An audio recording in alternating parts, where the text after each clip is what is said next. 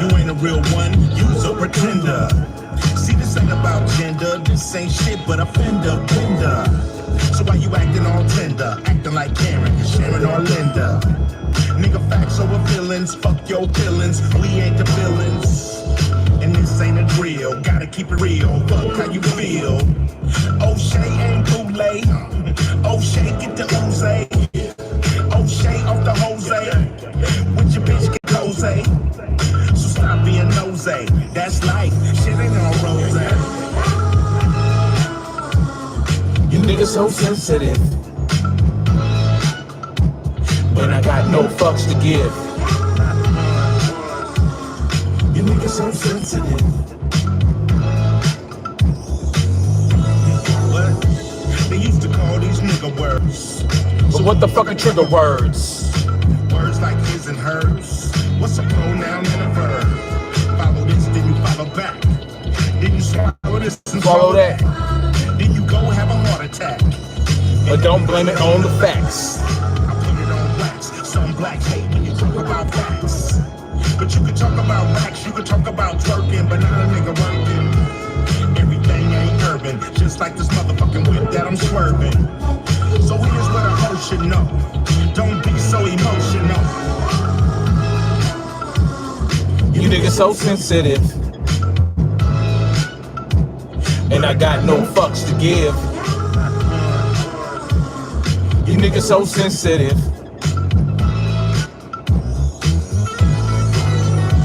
Say man, don't be a pussy all your life.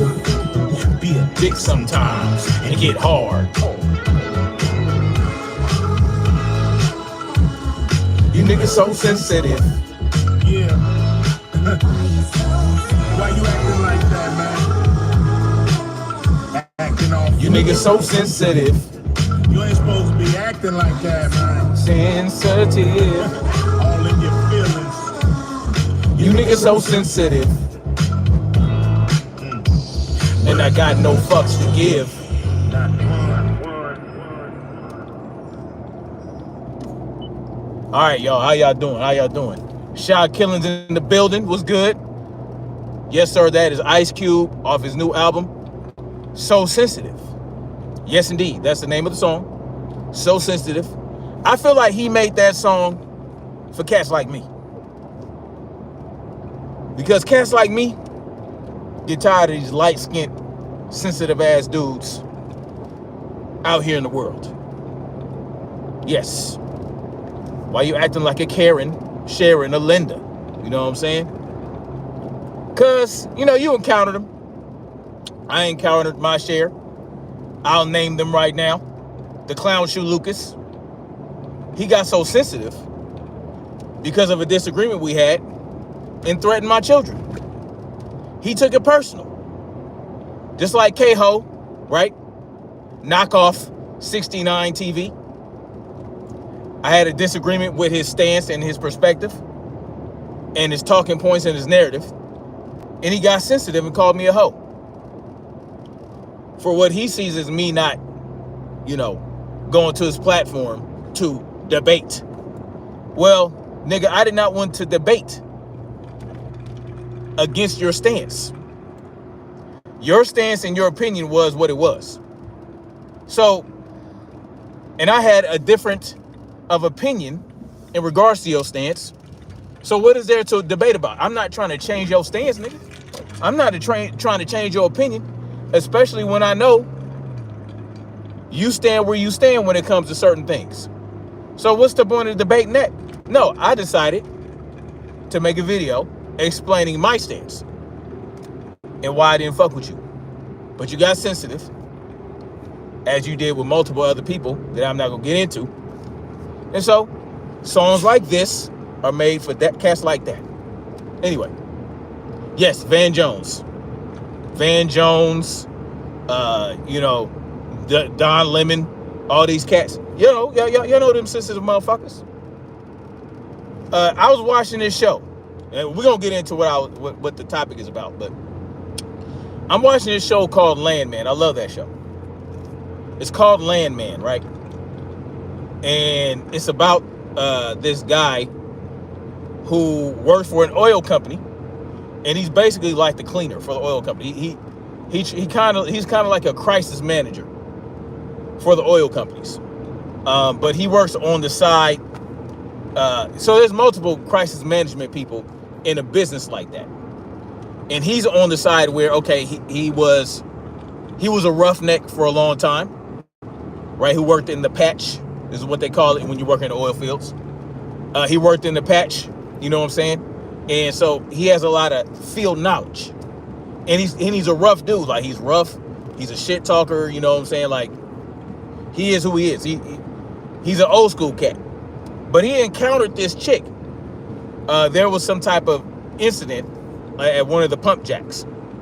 And, you know, they called a lawyer in to kind of mitigate the situation, try to make it to where, okay, it doesn't blow up in their face and they don't get like a 9-figure lawsuit against them. But anyway, she shows up. She's a chick. And he asked her, she shows up to the bar that he frequents. And he asked her, he's like, what do you want? What do you want? What do you want to drink? She said, I want a club soda. So he told the bartender, I want this drink, and she got offended. She said, oh, how dare you refer to me as a lady? What? She got offended because he referred to her as the lady she was. So that's the type of shit that we're dealing with in the world today. Now, many people might think that's an exaggerated or an extreme example, but it's not. That's how these motherfuckers think. So I'm like, really?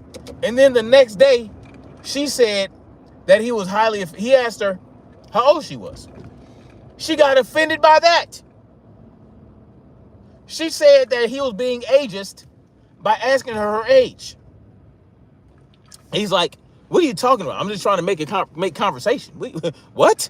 That's how that's how you converse with people. You try to find out things about people. You know, you ask them questions, you know. She said that he was being an ageist because he asked her how old she was. Now, clearly she's like a Gen Z millennial type motherfucker. Gen Z or millennial. But this is the type of shit we're dealing with in the world today. Everything is offensive. Right? And so that's a perfect example of what we're dealing with. And so a song like that is made for individuals like that. Why are you so sensitive? And then when you come to the realization that there is no appeasing these people, and that no matter what you do, if you're true to yourself, they're not going to give a fuck. That's why he said, well, I don't give a fuck. I got no fucks to give. And that's where I'm at. I got no fucks to give. Anyway, let's get into this topic. The fear of freedom and how to overcome it. Well, one might ask, how does one fear freedom? What do you mean? What do you mean fear of freedom? What is that? Well, that's what motherfuckers do. That's what motherfuckers is. They're afraid of freedom. They display this every day. Even individuals that claim to want freedom, claim to have freedom, claim that we're in a free society. You can tell, you can look at them in their view of the world and see, no. You fear freedom. You have no idea what freedom is. You think we live in freedom, and so you say things like that. Oh, well, we are free. You're living in the freest country in the world. Okay, so when you say freest country in the world, what are you really saying? Are you really saying you living in the least enslaved country in the world? That's what we're living in. Right? We live in the least enslaved society here in America. Because understand that we are slaves, y'all. Are we almost home, son? We just left the house. My son's cute. Are we almost home? He just turned 4 on Wednesday. My son just turned 4 on Wednesday. Ain't that right, son? Ain't that right? Okay, he don't want to talk to me right now. We're almost home, son. Anyway, you are enslaved. I am enslaved. See, I'm not going to be a hypocrite and pretend like I'm a free motherfucker. I'm not. But I have an understanding. I understand that I'm enslaved. Am I a chattel slave? No, I'm not a chattel slave, but I'm still a slave. Why? Because where is the opt-out button? Where's the opt-out button? There is no opt-out button. If I want to, because everything in this country is sewn up by the federal government, state governments, and local governments, right? There is nowhere you can go in this country where the government has not laid claim to any piece of land that isn't owned by a private individual. Most of the country,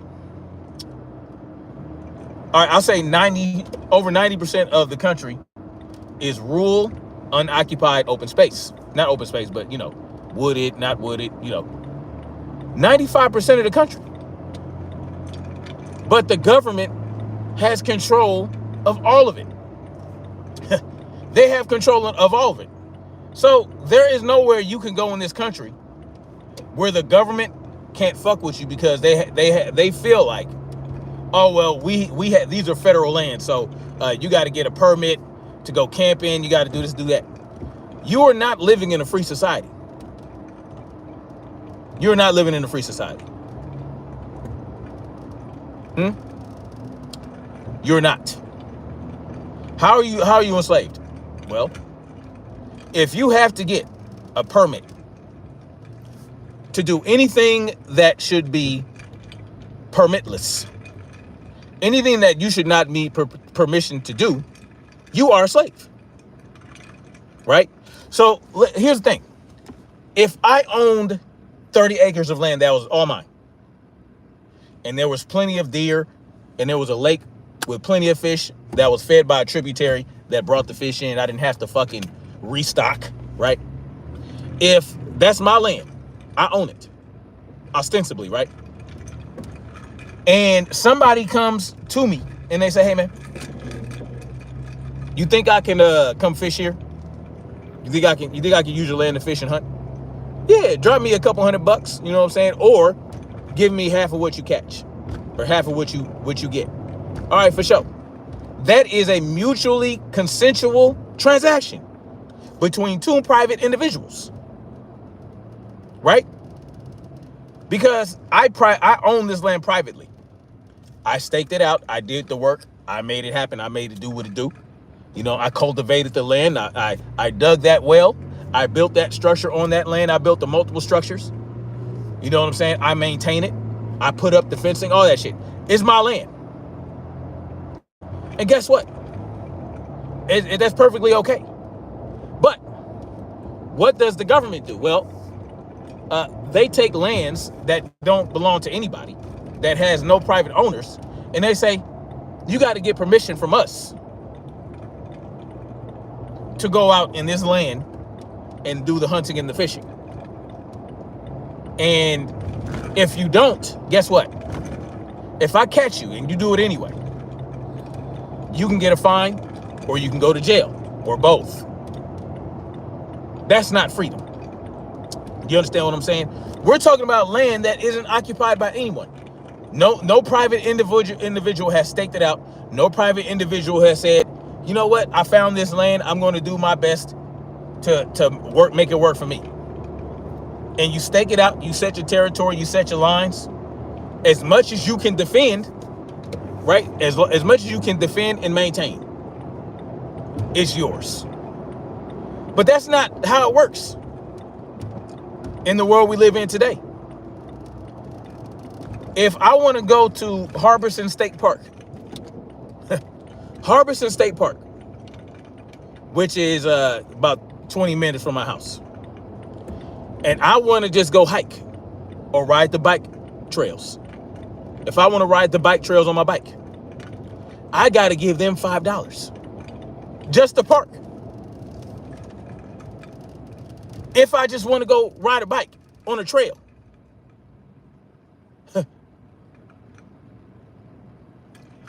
I have to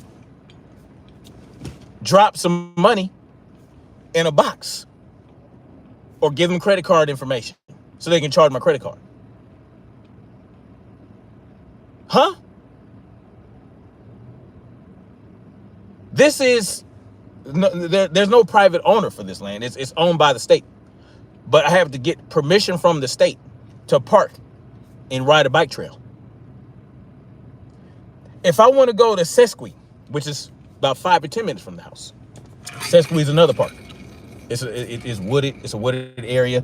Beautiful. You know what I'm saying? It has a lake. I can't bring my weapon.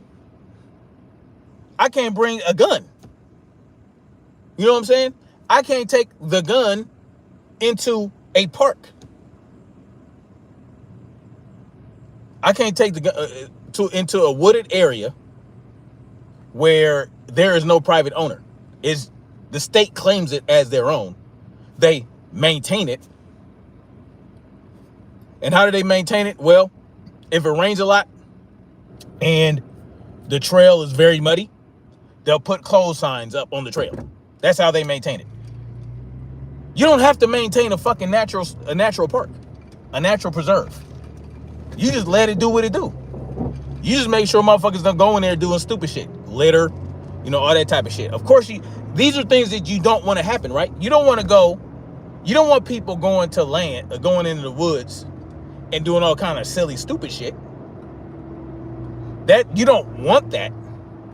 But if people aren't doing that and they're just going to enjoy nature and they want to go watch a waterfall or they want to, you know, challenge themselves, they can't just go do that in this wooded area. They can't just go out in nature and do what they want to do without government permission. They can't fish without government permission. They can't do any of that. But no one wants to question why we have to do these things. Oh, well, you know, we got to make sure that we don't overfish and we don't overhunt and all this, that, and the third. Sugar Free Mars was good. Was good. Y'all say what's up to Sugar Free Mars. Shad Killings in the building. Jay with Open Eyes 4 is in the building. Y'all go check Jay with Open Eyes 4 out. Y'all check his channel out. Y'all go check out Sugar Free Mars channel as well. Sugar Free Mars is my Wi-Fi wife. Y'all go check her out. Very intelligent. Just as intelligent as she is beautiful. And Jay with Open Eyes 4 is very intelligent for his age. He's beyond his time. You know what I'm saying?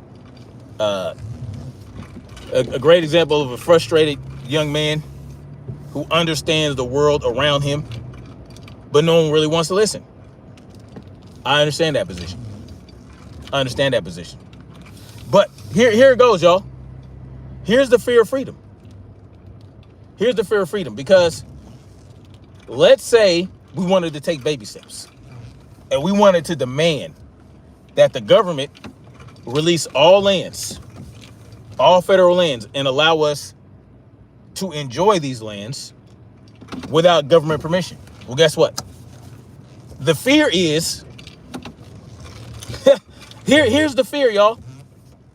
The fear is, once you are able to do that and enjoy this new freedom of hunting, fishing, hiking, and biking out in nature, setting up camp out in nature without government permission, that'll give you a taste of what true freedom is.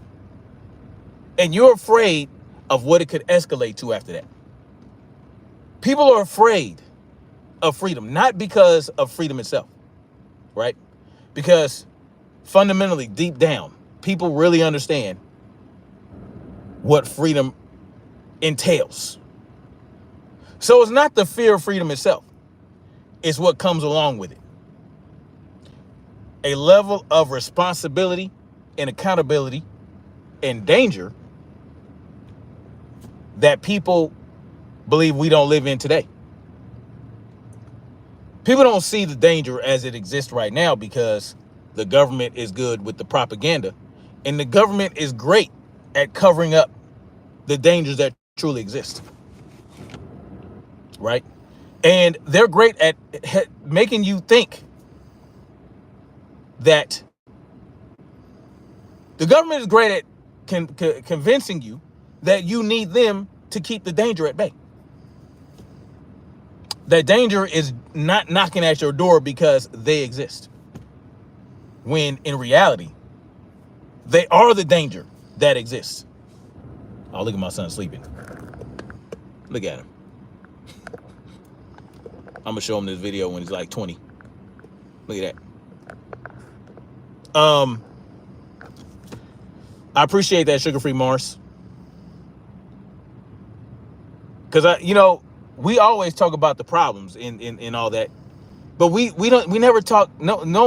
People rarely talk about the solutions.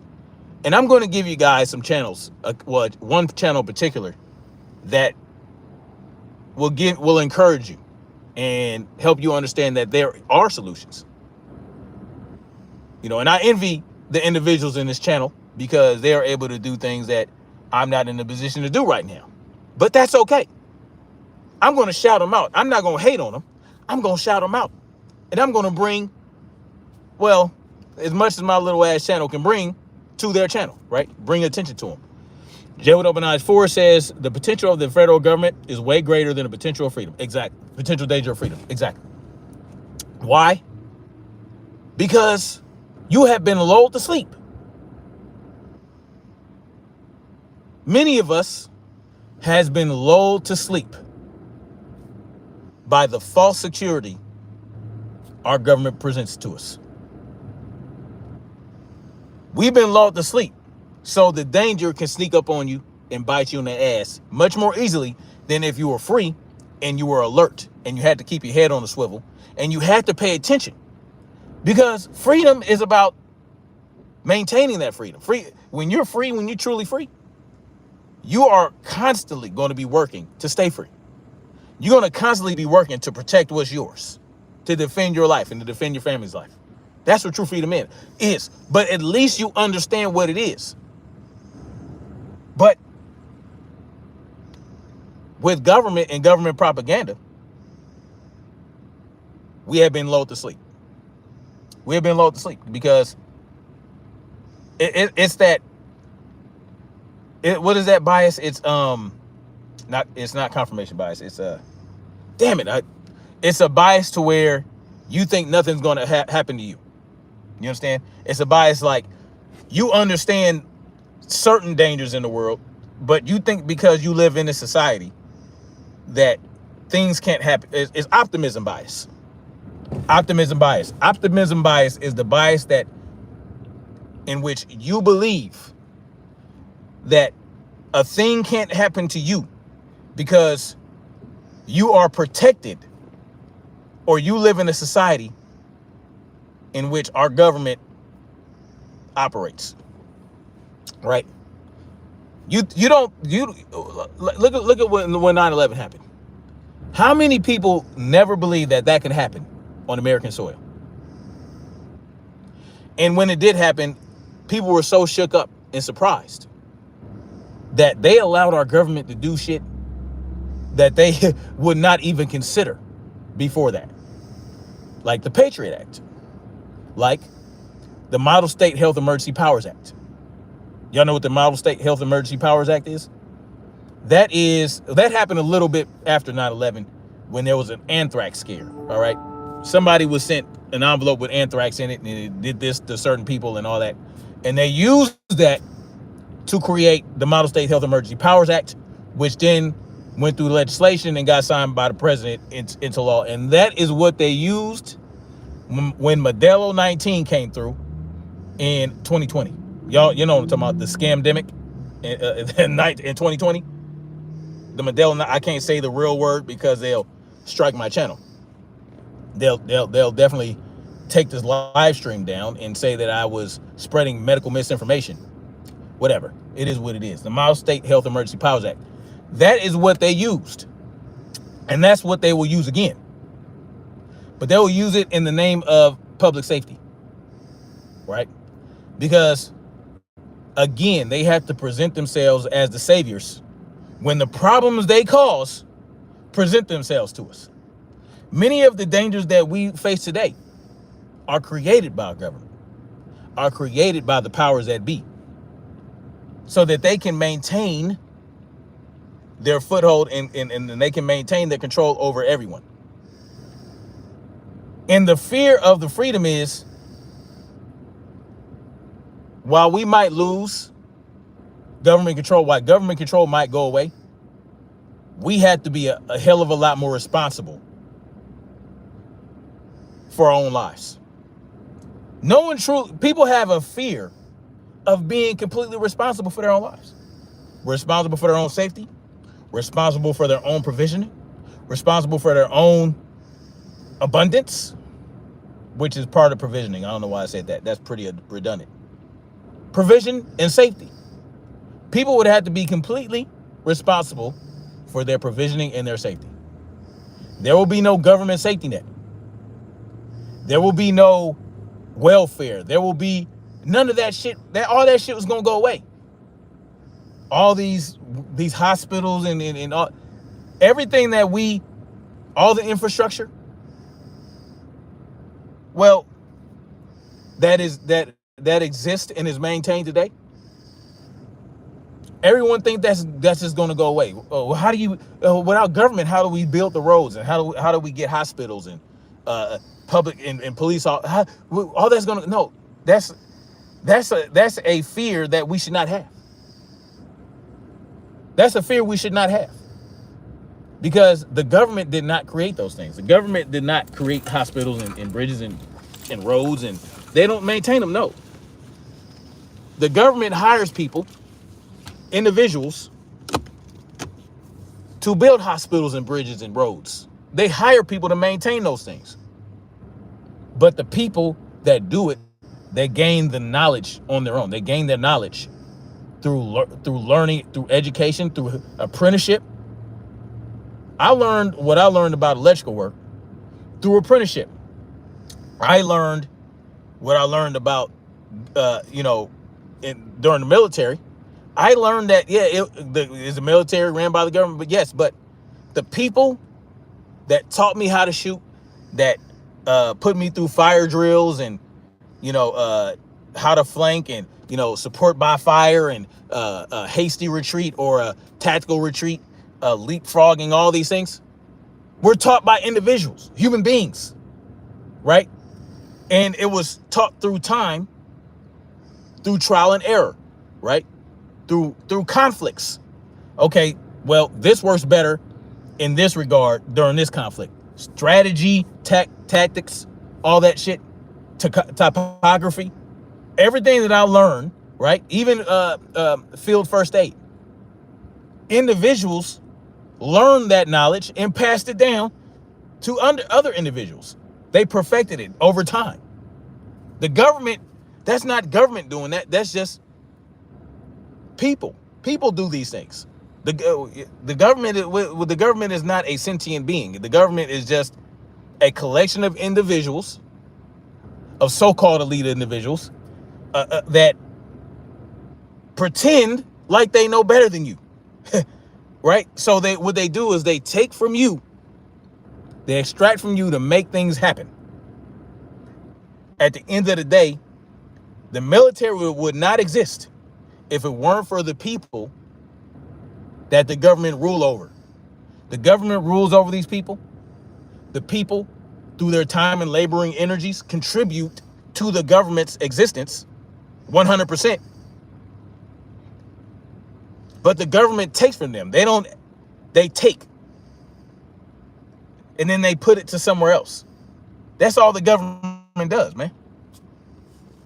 We can still have hospitals and construction of roads. People can work together without the oppression of, exactly. That's the whole point. That's a level of understanding that most people don't have. And even when they have that understanding, even there are people that have that level of understanding, but still want this government to exist, still thinks that, they still believe that, oh, well, we can't have government. We got to have government for this, that, and the third. The fear of freedom comes with the fear of responsibility for your own safety and provisioning. Hold on, yo. Let me go in here. I got to run here and pick up this order. Give me a second. And I'm going to play this song on repeat while I'm away. I'm not going to take that long, though. This song is called So Sensitive. Pay attention, y'all. I'll be right back. Go on now. What the hell? Why isn't it playing?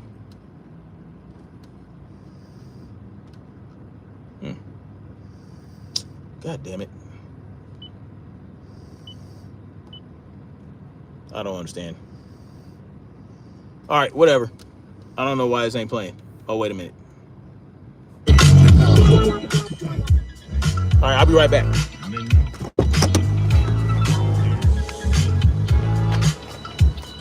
You make it so sensitive.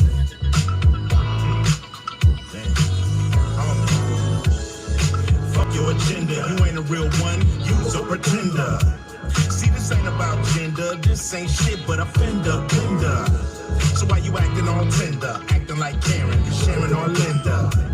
Nigga, facts over feelings. Fuck your feelings. We ain't the villains. And this ain't a drill. Gotta keep it real. Fuck how you feel. O'Shea ain't bootleg. O'Shea get the ooze. O'Shea off the Jose. With your bitch getting cozy. So stop being nosy. That's life. Shit ain't all rose. You niggas so sensitive. But I got no fucks to give. You niggas so sensitive. What? They used to call these nigga words. So what the fuck are trigger words? Words like his and hers. What's a pronoun and a verb? Follow this, then you follow back. Then you swallow this and swallow that. Then you go have a heart attack. And don't blame it on the facts. I put it on blacks. Some blacks hate when you talk about facts. But you can talk about racks, you can talk about twerking, but not a nigga working. Everything ain't urban, just like this motherfucking whip that I'm swerving. So here's what a hoe should know. Don't be so emotional. You niggas so sensitive. But I got no fucks to give. You niggas so sensitive. Say man, don't be a pussy all your life. Be a dick sometimes and get hard. You niggas so sensitive. Yeah. Why you acting like that, man? Acting off. You niggas so sensitive. You ain't supposed to be acting like that, man. All in your feelings. You niggas so sensitive. But I got no fucks to give. Not one.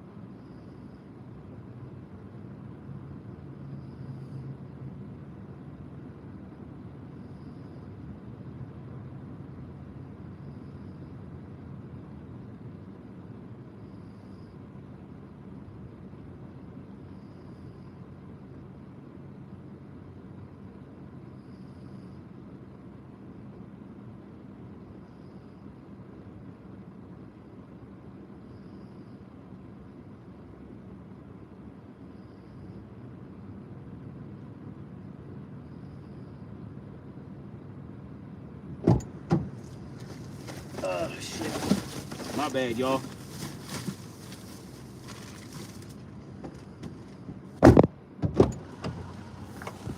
My bad. I wasn't supposed to be in there long. I was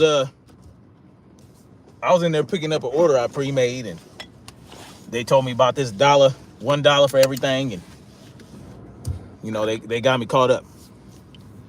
Anyway, what y'all been talking about? Unleavened Evan was good. How you doing? Shah Kinlan says our ancestors built this country. These are facts. Foundational Black American. Yep. Through the obligation and obedience, government exists. Exactly.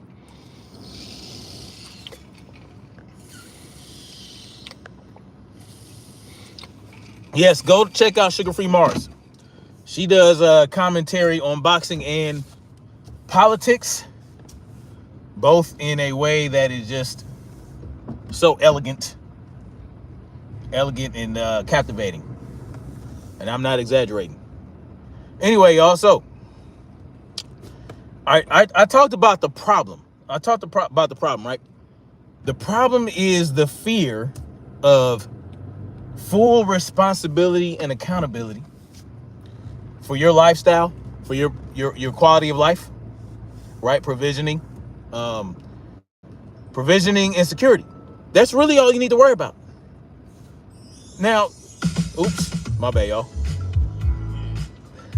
Hopefully, y'all like that song. That's one of my favorite songs of the year, y'all. And it's such a simple song, right? It's not a lyrical, it's not like the most complicated, but it's so basic and simple to understand, right? Why you niggas so sensitive? Anyway. Shah Kinlan says, I love mixed martial arts, but I don't watch UFC because so much work I have to do. I understand that, man. So we talked about the problem. The problem is the fear of accountability and responsibility for your own quality of life, for your own safety and security. Because those are the things that you need, right? People think, when you talk about the hierarchy of needs, that comes to the top. But, the people have this need to be entertained, right? To be entertained and to be able to have fun and all these other things, right? Once those two needs are met, well, guess what, man? You can have fun doing the things that you do to provision and secure yourself. I've never had more fun than when I go to the range, when I go to a tactical range, when I go paintballing, and when I go hunting and fishing. I haven't been hunting in a minute. It's been a long minute, but fishing is fun, hiking, all these things. I mean, these things can be fun. Just existing in nature is so satisfying, and it can be peaceful. And the problem is people think that they have to have all these other things going on in their life to be entertained, that they lose sight of what's really important, right? And what you can really do with your life to fulfill all those other needs outside of those top two: security and safety, water, food, and all those things. Provisioning and security. You can have fun doing those things. Like I have fun fishing. I have fun going out on the boat.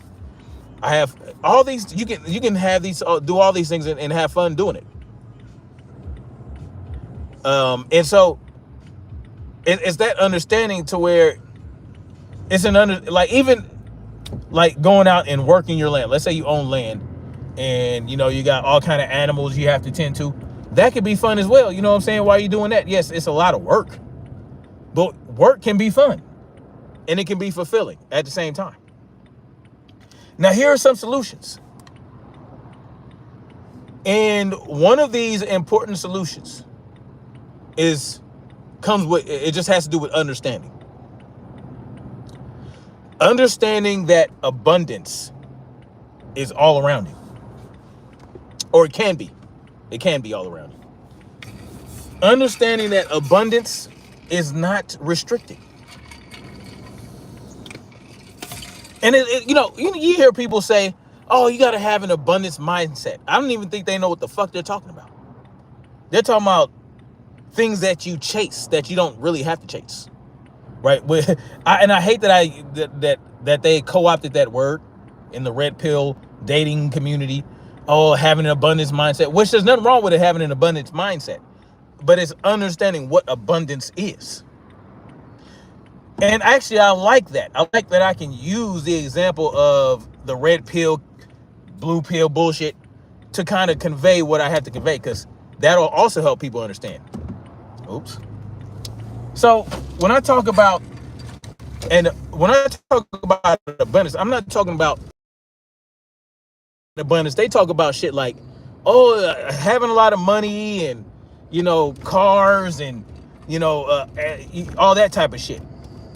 Things that impress women and, that will get a hypergamous female to want you. And when they talk about abundance, that's what they're talking about.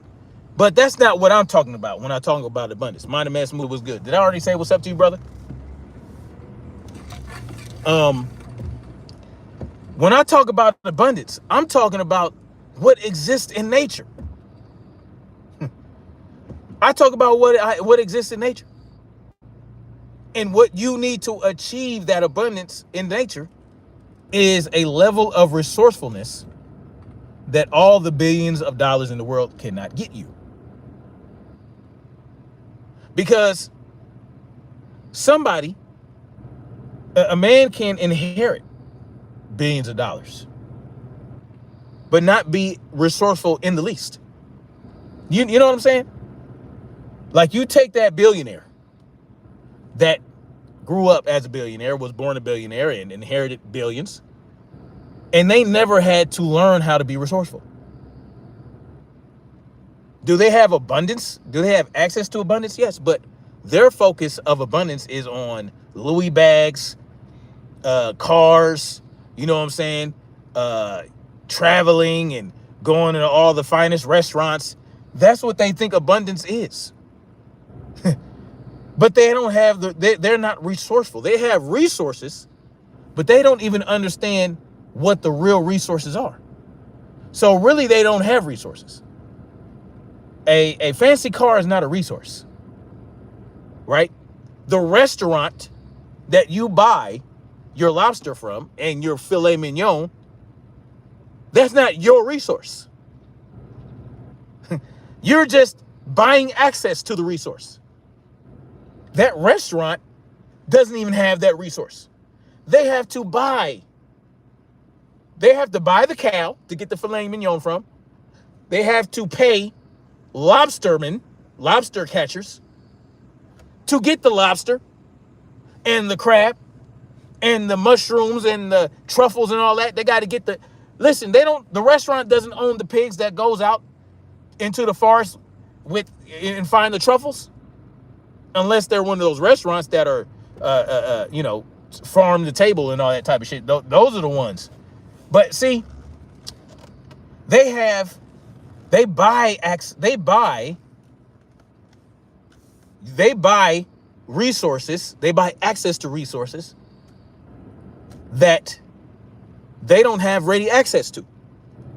But see, a lot of these billionaires, they're coming to the understanding, right, that, well, wait a minute, I have billions of dollars, and these are the smart billionaires. Now, they're the ones that are buying acres and acres and thousands and hundreds of thousands of acres of land to farm on, right? Like, what's his name? Mark Zuckerberg bought all this land in Hawaii, right?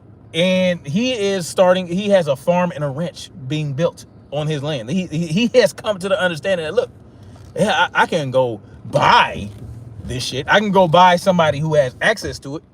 But you know what? Why don't I get this access my damn self? So they go buy, they do this shit.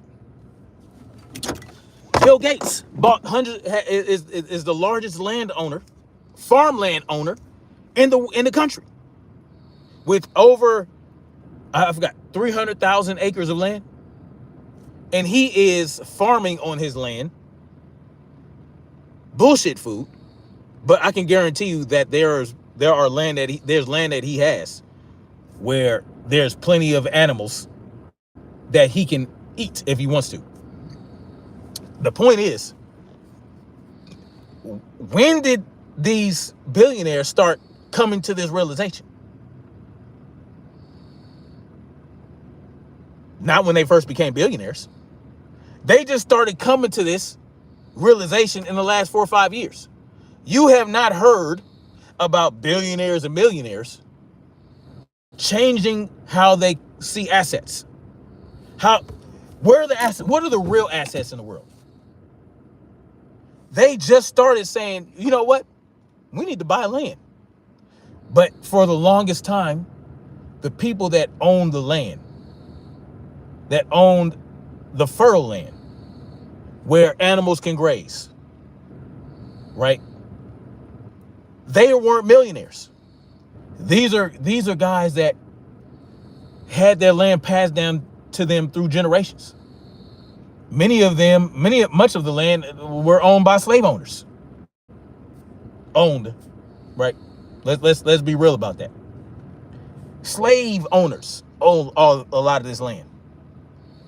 And much of it we were supposed to get as foundational Black Americans once we were freed through reparation, but that never came to us, did it? Because it has been long understood that if we give these Negroes access to this land right off the bat, because who was working the land? Who truly understood how to cultivate the land? The Negroes, the freed slaves, the freemen. And so what did they do when they freed the slaves? What did they do? Well, they put them in the sharecropping. They put them in the debt. They gave the white slave owners reparations for us having been freed. Yes, our government gave white landowners, white slave owners, reparations. And they allowed these slave owners to keep the land and throw us into this sharecropping bullshit. Instead of, it made it seem like, oh, well, here, look, you're working the land still. We're giving you money. You share in the profits of the crops. But that's not where the abundance is. The abundance is not, the abundance does not come from the crops that you harvest. No, it comes from the land that the crops are harvested in. It's renewable. But once you pluck that shit, once you pick it and you take your little share of the crops, that landowner still owns that land. And they can continue to gain abundance from that land in perpetuity as long as they keep the land up. The abundance comes from the land. The abundance comes from the water that travels underground. I'm not talking about the rivers that flow on the surface that come from the snow-capped mountains. When it snows a lot, you want a lot of snow, right? That's what they tell you. Oh, well, it has to snow a lot. We got to have snow-capped mountains so that when it melts in the spring, we have all this water. And then it goes into the water table. No. It adds to it. But guess what? They're not going to tell you that there's water underground that will exist and will always exist, even if it doesn't rain. Even if you have a drought, there is still going to be plenty of water underground. Now, if you have an aquifer on a certain part of the land, can that get low? And once, if you're using it a lot, yes. But over time, it will fill back up. You just got to give it time. You got to find other aquifers to tap into. That's a whole nother thing. But it's actually not, because that's part of the abundance understanding that most people don't have. Yes, Queen. Sugar-free Mars. The earth holds water. Queen Black Spring Autumn is in the building. Y'all go check her out too. Man. It's part of the agenda and solution to control production. Nothing for the common man. Exactly. Own nothing and be happy. That's why they tell you own nothing and be happy. The World Economic Forum, the goddamn what's that dude's name? The you know that guy, the old man, the old fart, one of them, the one that tells you, they tell you own nothing and be happy because they don't want you to own anything. And they're not talking about cars and buildings. They're not talking about animals themselves. They're not talking about that. Because you can have 80 million cows. But if you don't have the land for that cow to graze on, you ain't got shit. Yes, Charles Schwab. Black Spring with Autumn, always on point. Yes, rivers of living water, hearing and hearing by. Queen by hearing and hearing by. What's good? How you doing? So, because here's the thing that we have to understand. This is what I want y'all to understand.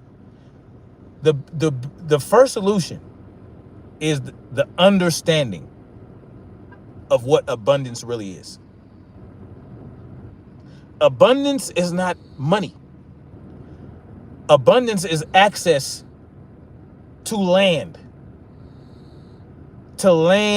that is fertile, that you can cultivate from in perpetuity. How is it in perpetuity? I'll get into that. But here's the understanding. Understand that underground water does not come from the rain, y'all. Does rain contribute to a body of water on the surface? Yes, it does. And can it seep down into underground rivers and underground aquifers and all that? Yes, it can. But there's always going to be water underground. Always. As long as there's water in the ocean, as long as we have an atmosphere that is conducive to maintaining water, and as long as we're in that Goldilocks zone, y'all know what the Goldilocks zone is, there will always be water underground. So you have an ocean over here and an ocean over there that is just water.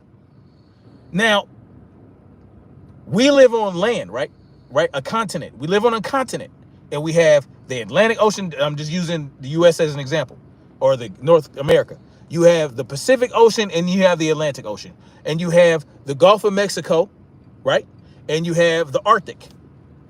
You are surrounded by water on this land. Now, how it works is the land is not, the land is porous. You know, y'all understand that, right? The land, the water does not stop where the beach begins, right? The water does not stop where the beach begins on either coast. No, because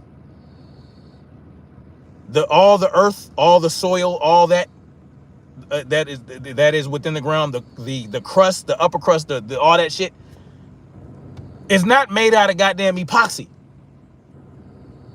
All the water is not just on the East Coast and the West Coast. It's also underground where the land sits on top. The land sits on top of water. So water flows through the continent. Water is within the continent. You don't need rain to have water underground.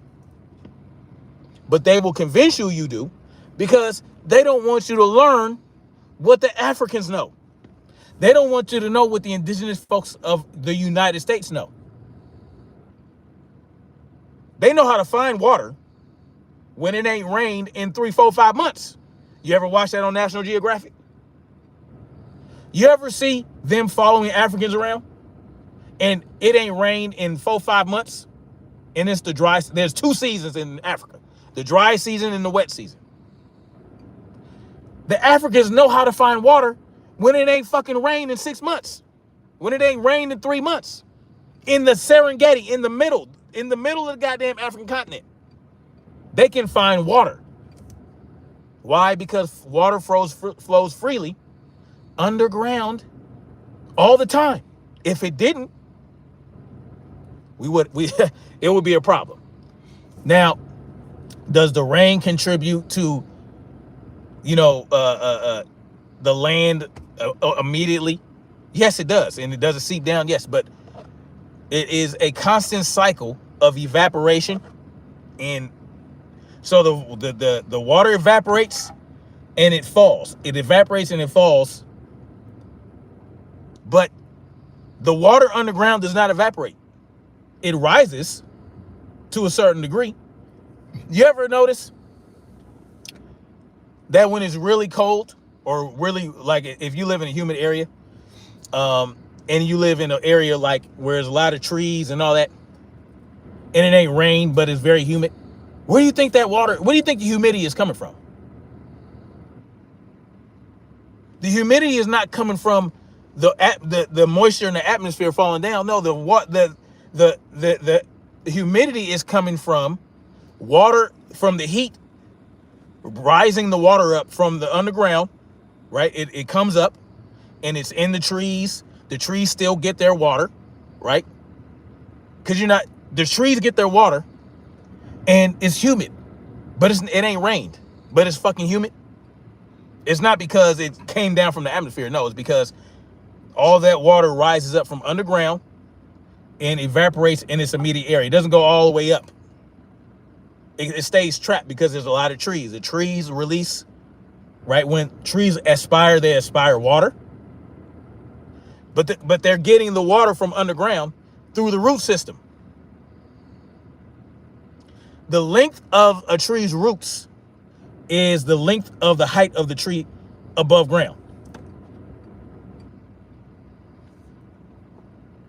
So if you know that you have a shitload of trees in your area, then you know that there's water. There's plenty of water. But even in a desert, how do you think cactus still is able to grow and still is able to take in water when it ain't fucking rained? It ain't rained in months, but there's still cacti that has water in it that you can get water from. Because cactus is going to grow where there is an abundance of water that they can access even during dry seasons. Abundance. That's why I was talking about the Africans. The Africans know this. There are certain Africans in the middle of goddamn Africa. There are Aborigines in the middle of goddamn Australia that can access water that the normal human being can't access because they haven't had to do it. I'm going to talk about two films. The Book of Eli and what's that? Mad Max. They always tell you guys what's up. They always tell you in movies and TV shows and whatnot that you think is fiction. They always throw some real shit in there. In the Book of Eli with Denzel Washington. Oh, let me read this. Read a couple of your comments. The Mind of Mansa Musa says, you teaching, bro. People pay this type of information. So I appreciate that, Mind of Mansa Musa. Shot Killing says, thanks for telling me this because I didn't know that. Bro, you making sense. What didn't you know? My bad, man. Hold on. Oh, Sean, why ain't you got a wrench, bro? What the hell? I thought I gave you a wrench. Did I ever give you a wrench? Let me give you a wrench. I don't know. You should have been at a wrench. Our people developed irrigation and had long, sustainable relationship with the elements. Exactly. From Ta-Seti to the Kush to Great Zimbabwe and the Kingdom of Dahomey. We're always related to yeah. We didn't have a choice. We got to go back to ourselves and our roots. Exactly. And it's about understanding what abundance is. I didn't know you were explaining about the water. Oh yeah. So in Mad Max, let's talk about the Book of Eli. In the Book of Eli, it was a post nuclear situation, right? Post-nuclear Armageddon. It's the same thing in Mad Max. Post-nuclear shit. And there was this one town. And it ain't rain. You got the nuclear winter, right? And it ain't rain in a long ass time, and it's hard to find water and all this other type of shit. The guy that in the book of Eli, that Eli, the blind dude that we didn't know was fucking blind this whole time, but he was blind and had the Bible that was in Braille, and only he could interpret it. But he came across a town where, oh boy, great actor, the white dude. He ran the town. He ran the town because he had knowledge of a spring that provided endless water. Endless water. And they're in the fucking desert. Eli and the old girl was going to California, and they were going across the goddamn desert. This guy who ran this town was able to run it because he had knowledge of where that water was. And he had a spring that flowed with endless water. And so, clean water. And he was able to sell it at his little bar and shit. Yeah, people were paying mad amounts of money for that water. But he had access to it. He knew how to access it somehow. And it's not that he had to access it. It was a spring that came up from underground at a certain point. Same thing in Mad Max, the recent one, the one before the last one with old girl Furiosa, whatever. The one before that, the first remake. The white dude with the fucking mask, oxygen tank or whatever. He ran shit because he had access to underground water that he was able to tap into at will.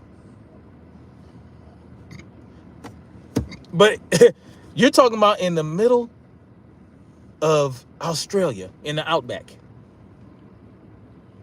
where he had an endless flow of water that he had access to.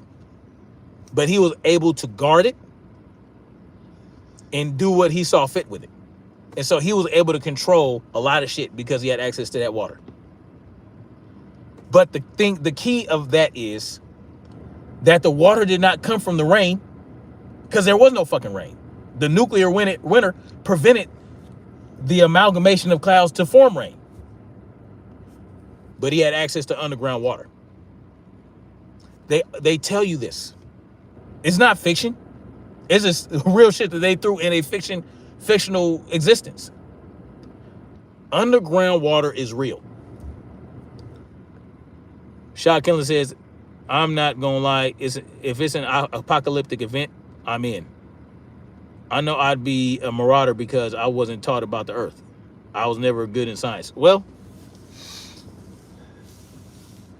the only thing you need to understand about science is that, well, I don't even know what to say, man, about that. That's interesting. It sounds like people of Kemet who knew the inundation of the Nile each year based on the stars. Yeah, exactly. See, as much what you need to know about science is that you need to know what the cycles of the earth are in the place that you live in.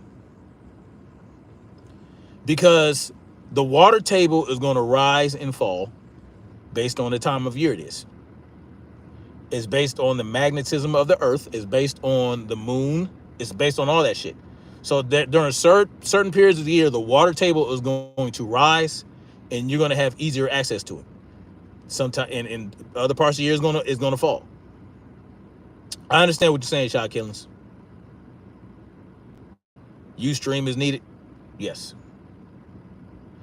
So when you truly have an abundance mindset, you understand that abundance is a very simple thing. It's like it's knowledge of nature. It's the knowledge of nature, and it's the knowledge of what you can access through nature, right? So if you're on a horse and you both are thirsty,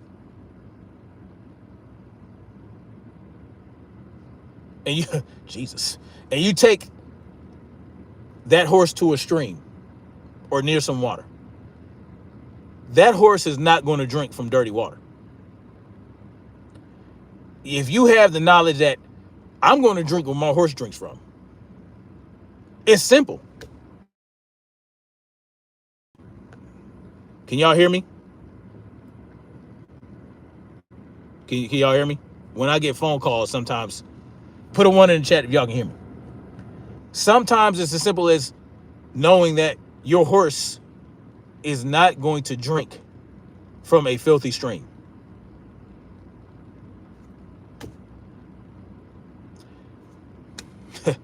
And you know when to take your horse to water. You know when to water your horse when it starts frothing, right? When it froths. That's their form of sweating. But, I mean, I'm not a horse cowboy, and I have that knowledge. It's knowing what abundance is, y'all. Once you understand what abundance is, you have an understanding of what you really need and don't need in your life. I mean, think about this. Why is it that we were getting all the raw material for medicine from China? Huh? Why is China? Why is it that we are relying on China for all the raw material for our medicine in the United States? Why is that the case? Why is Donald Trump talking about bringing the manufacturing and whatnot of medicine back to the United States? I mean, this is that silly shit. The fact that our government allowed that to happen in the first place tells you how incompetent or nefarious it is. Sugar Free Mars says, oneness with nature is oneness with self. The connection has been completely interrupted by the colonial takeover. These conversations we're having now are so necessary. Exactly. But see, they don't want you. They don't want you to have access to that abundance without permission. They don't want you to have it. There are places in this country where it is illegal to collect rainwater. Because they're saying, oh, well, you're stopping it from getting to the contributaries. And what are you talking about? It's fucking rainwater. And when I tell people this, they act like I'm full of shit. No, there are cities and states within this country where if you are completely off the grid, if you have solar panels and generators and a well, and you are not connected to their electrical grid, they will fine you. They don't want you to have access to abundance that doesn't come from them. There was this dude in Florida who owned his own land, had his own solar panels, and had his own well, and did not need the electrical grid that was provided by the city. When they found out, they were fining him $25,000 a day. Black Spring Autumn said, in the 90s, Congress, e.g. Gingrich, outsourced our means. Oh, okay. That Black Spring Autumn, I did not know that. Newt Gingrich is something else. See? That's what I'm talking about. Black Spring Autumn. Very knowledgeable.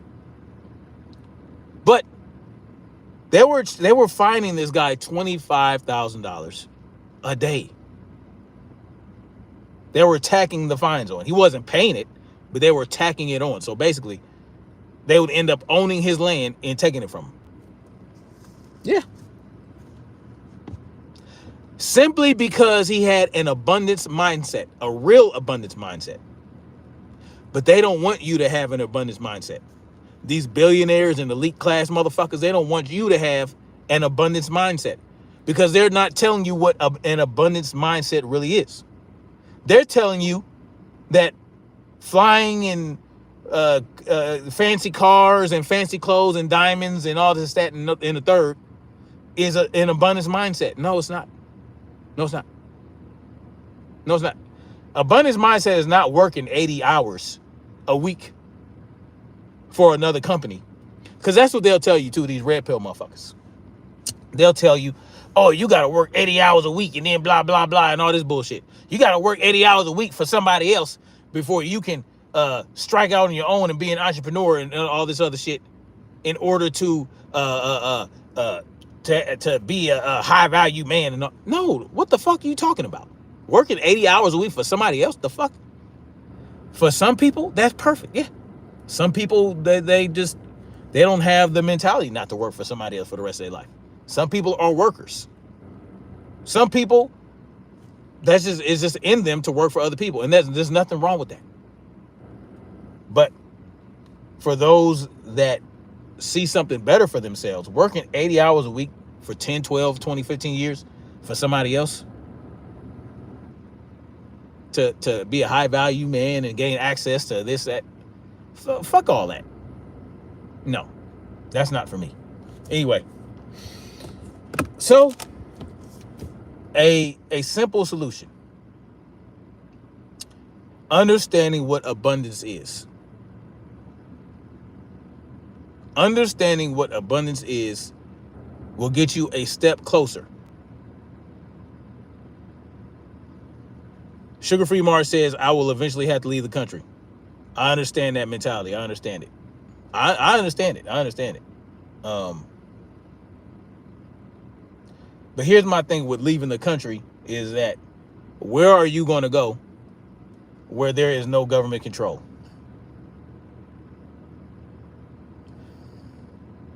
I mean, there are places in the world where I feel like the closest you can get as close as possible in some parts of the world. Like for me, I feel like that Tahiti is one of those places. And it's just, you go there, you live a simple life and don't worry about nothing. You know, I feel like no superpower in the world has any use for a place like Tahiti. Militarily, resource-wise. I mean, if you look at how people live in Tahiti, they like, all they do is fish, fish all day and eat. They fish, they eat the fish, and they chill. That's what they do. They live very simple lives. The key is to figure out let's say the World War III popped off. Where could you go in the world where you would not be affected by World War III and the aftermath? That would be, because that's what I ask myself all the time. Because I do know, if you look at there's a map showing which countries will be devastated by a nuclear attack, by nuclear fallout and all that. Basically, the only place you go is the fucking Tahiti, places like that, like near Australia, and Antarctica and the Arctic. Everywhere else will be fucking completely devastated. Where the thumb is impressed on it. There are parts of the Amazon, there are parts of Africa. There are some places around the Himalayas that are untouched by modern, society, that where it's very primitive. But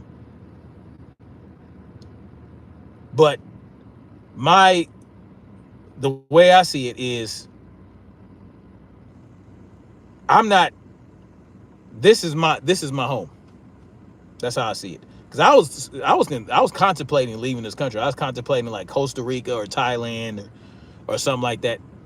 But I was like, man, nah, I'm gonna stay right here, and I'm gonna do, if shit goes down, this is where I'm going to stand and fight, and then this is where I'm going to try to make the best of my life in the aftermath. But in regards to like a nuclear attack, shit. Outside of that, I mean, you have to think about,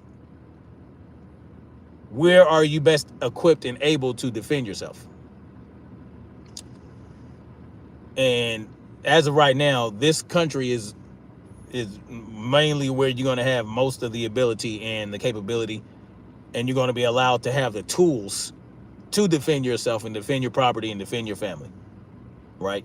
Let's say there's a revolution in the United States, or a civil war, or World War III spills over into this country. I mean, there's going to be a lot of fighting. I mean, you're going to have to really fight. Robin Show says, Belize is nice. Yeah, exactly. I mean, my thing is, where can I go where I can have access to my firearms? without the government fucking with me.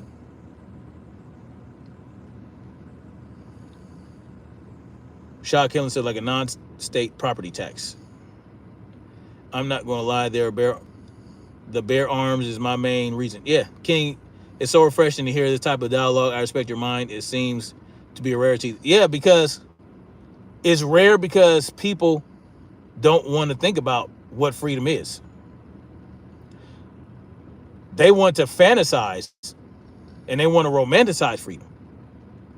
But there's nothing romantic about freedom.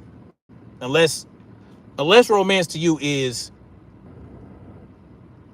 having the ability to, or having the understanding that danger can be exhilarating. If you think, if you believe danger can be exhilarating as long as you come out on the other side, then yeah, I mean, freedom can be romantic. But people romanticize freedom in the wrong direction. They think, I don't understand it. People don't really they don't understand what freedom is, or they're not ready to tackle what freedom is. I'm ready to tackle it. I'm ready to be uncomfortable to achieve freedom. I'm ready to be uncomfortable in my freedom. Because, like I was saying one live, I can be uncomfortable in freedom, or I can be uncomfortable in slavery. But see, most people are comfortable in their slavery. Most people are comfortable slaves. I'm not a comfortable slave. I'm very uncomfortable in this existence, in the way this world exists. I myself would be more uncomfortable living with the dangers of true freedom. You know what I'm saying? Shot Killing says it's rare because people have the condition to be how they are. Exactly. A lot of it has to do with conditioning. Americans, by and large, are addicted to comfort. For them to kick off the revolution and conflict, the ones who are all on the fringe. Yeah, it's always the people on the fringe. I live uncomfortably in the middle of nowhere. I feel you, Robert Lynn Schultz. And see, who wants to burn their own trash? Who wants to burn trash in shit? Who wants to do that?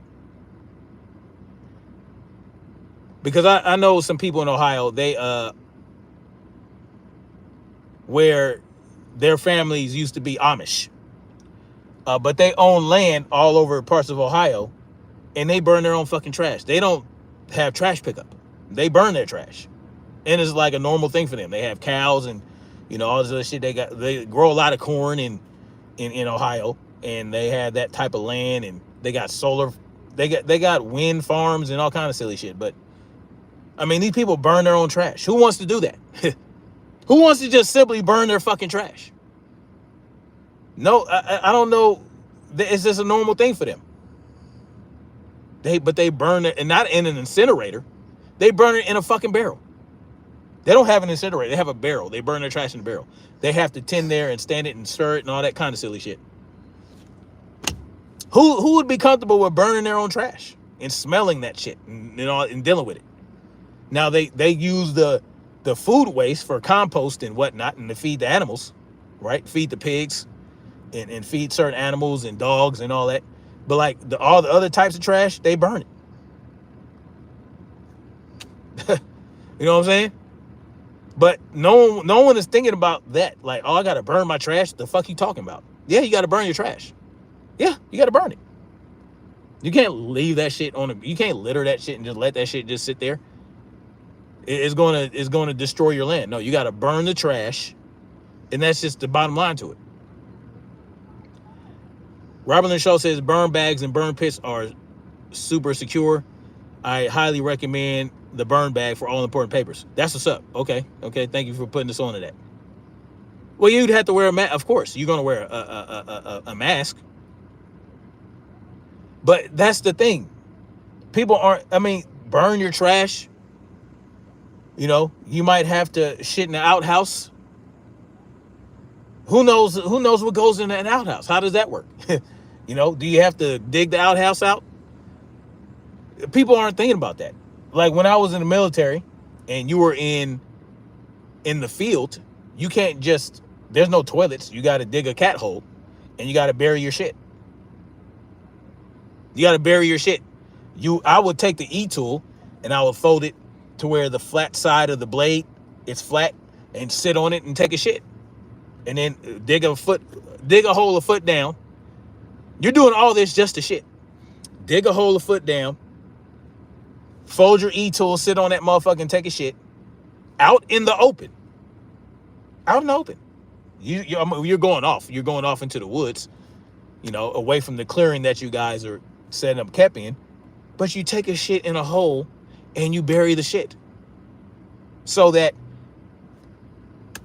your enemies don't smell it, or animals don't smell it, and all that type of shit. You got to bury it. Who wants to think about that? Who wants to think about, I gotta shit in a hole and bury it? The fuck? But those are the most simple parts of it. Who wants to field dress an animal? Who wants to field dress an animal? You kill an animal, you got to eat. You kill a deer and you field dress it right there. You cut that motherfucker, take all the guts out, take all the innards out, take all that shit out, all the organs. You clean and dress the meat. You got to make sure that you don't cut into the glands that'll fuck the meat up.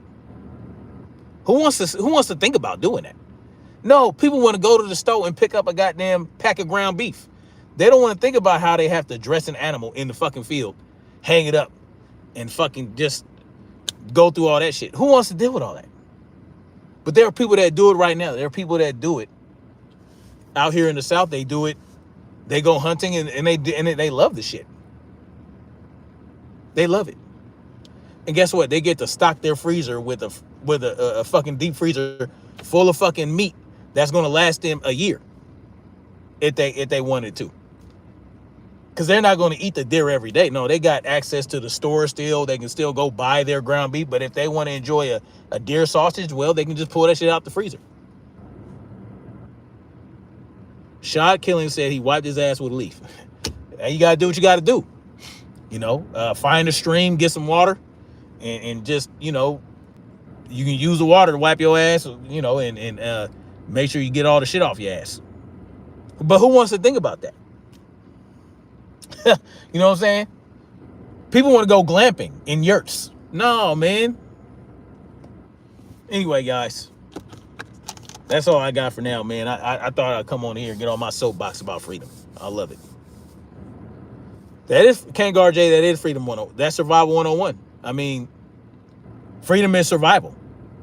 Once you take away the creature comforts that this so-called society gives to you, that this government gives to you, once you take it, strip it all away, it's about survival. We're surviving right now. We just don't realize how much we're doing to survive.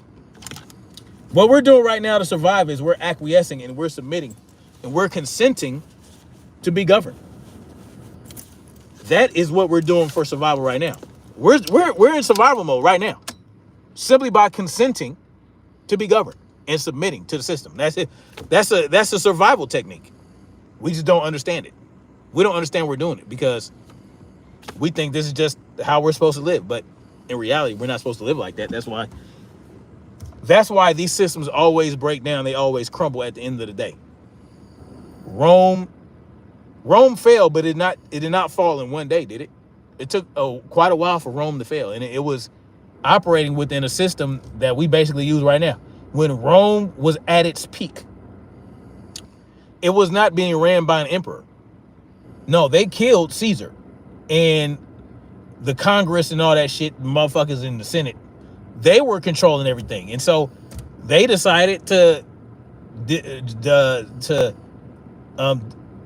bear their knives into Caesar because they understood that the people were not going to allow a king to just rule by fiat. So they had to do something. They had to make a change. But even when they did that, it still ended up falling anyway. I mean, but eventually, when the empire falls, are you going to be ready for what may come next?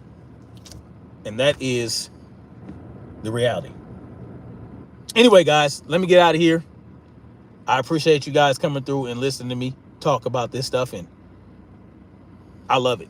I love talking about freedom and what we can do to achieve it. And I love talking about what abundance is. understanding what abundance is will get you a step closer up here to understanding what true freedom is and how it'll be okay. Once we achieve true freedom, it'll be okay. Anyway, much love, like, share, subscribe, and we're going to keep marching forward toward freedom. Peace. Damn it.